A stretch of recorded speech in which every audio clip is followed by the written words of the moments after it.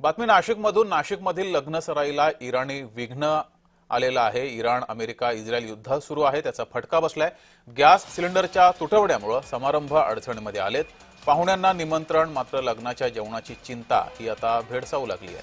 पाहुण्यांना एकीकडे निमंत्रण द्यायचंय, मात्र जेवणाची व्यवस्था कशी करायची असा सवाल हा उभा राहिला आहे. आज 20-25 दिवस झाले सिलेंडरचा नंबर पण घेत नाही येते. मग आम्ही अशा टायमाला कुठून करू? आणि आमच्या घरात भाऊ होते आमचे, त्यांचे सिलेंडर घेऊन मी मेहंदीचा आणि बांगडीचा कार्यक्रम इथं घरात करतोय. माझ्या घराच्या खाली आम्ही मंडप टाकलेला आहे, तिथं कार्यक्रम करतोय. पहिले मलाच ते लागणार आहे, मी यांना कुठून देऊ? आणि उद्या हळद आहे आणि हे आज सांगून राहिले. मग आज मी कुठून पोहोचलो? एका दिवसात रात्रीतून काय करणार आहे?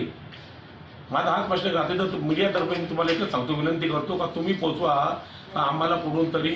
कमीत कमी माझ्या मुलीच्या लग्नाकरता किती 20 सिलेंडर मागितले, एक भेटत नाही. एक मला हे कळत नाही की आता जेवणाची व्यवस्था कशी करणार, कारण की सिलेंडरची इथे कमी आहे, सिलेंडर नाहीये.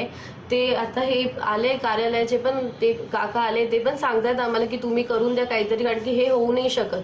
काही आता आम्ही पाहुण्यांना पण तर नाही बोलू शकत ना की तुम्ही येऊ नका, किंवा अर्धे पाहुणे कमी पण नाही करू शकत. थोडंसं फक्त तुमची मदत झाली तर आमच्या इथे, म्हणजे सिलेंडरची हेल्प झाली तर मग ते आमचं कार्यक्रम होऊ शकतं. आता आम्ही खूप टेन्शनमध्ये आलोय की कसं काय होणार.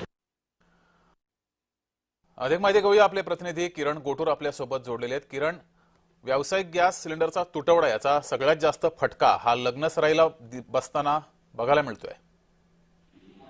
जगदीश, गेल्या काही दिवसांपासून अमेरिका, इस्रायल विरुद्ध इराण अशा पद्धतीचं युद्ध सुरू आहे. आता ती देशांमध्ये संघर्षाची परिस्थिती निर्माण झाली आहे. याचा जो फटका आहे तो वेगवेगळ्या क्षेत्रात होताना आपल्याला बघायला मिळतोय. आणि नाशिकचा जर आपण विचार केला तर कमर्शियल गॅसचा जो पुरवठा आहे तो पूर्णपणे विस्कळीत झाल्याचा आपल्याला बघायला मिळतोय. आणि याचा फटका आता लग्न समारंभाला सुद्धा बसताना आपल्याला बघायला मिळतोय. आता अनेक लग्नाचे मुहूर्त आहेत, पण अनेक लॉन्सवाले लॉन्स हे रेंटने देत आहेत, पण जेवणाची व्यवस्था जी आहे ते तुमच्या पद्धतीने करून घ्या अशा पद्धतीचं उत्तर लॉन्सवाले देत आहेत.